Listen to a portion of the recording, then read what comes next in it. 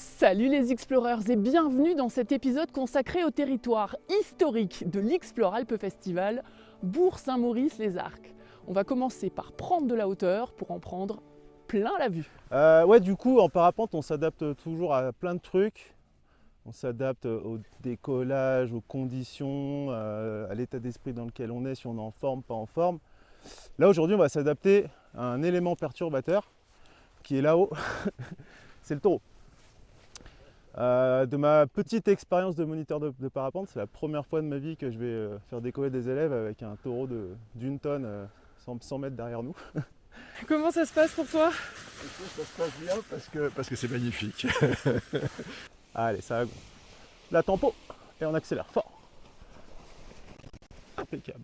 Guillaume, c'est quoi les avantages d'un stage de parapente ou d'un vol en biplace à l'automne?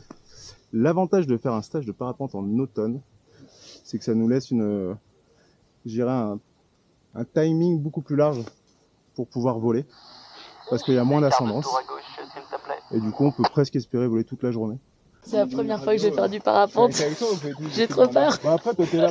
Le décollage, c'est un bon moment. Enfin, moi, c'est un moment que j'adore.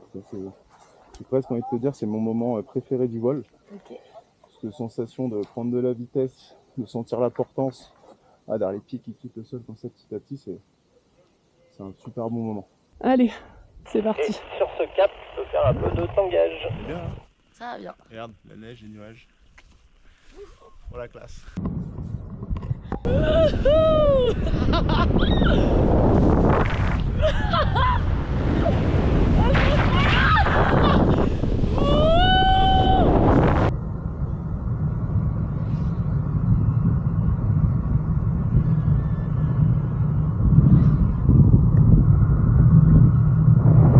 C'est trop cool de voler en automne, j'adore!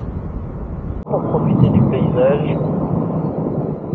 les petits cumulus sous les pieds, c'est magnifique. Et puis comme ça, tu vas avoir Fort 2000, ton point de départ vu de l'extérieur. Sur les nuages, donc un tour complet, 360 degrés, bien à plat. Ici, toute l'année, l'avantage c'est qu'on a des grandes dénivelées. Donc on a des vols qui font plus de 1000 mètres de dénivelé, voire 1200, voire 1400, même sur les arcs ici là.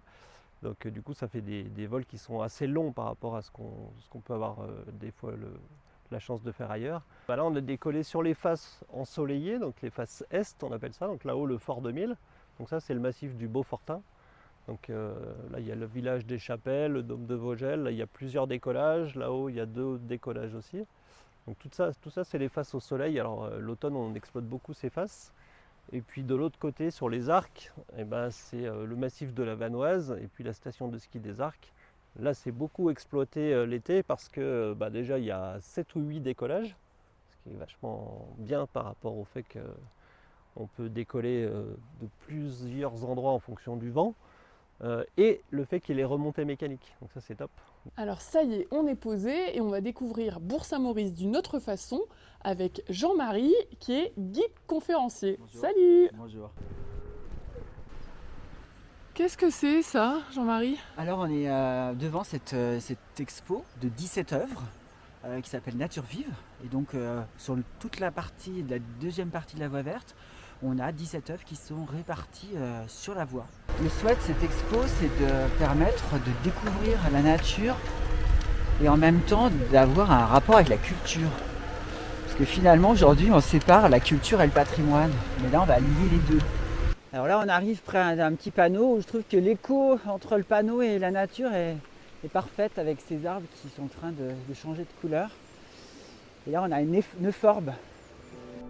Inside Explore à la découverte de Bourg-Saint-Maurice-les-Arcs, c'est déjà terminé, mais nous on se retrouve très vite pour un prochain épisode. Salut!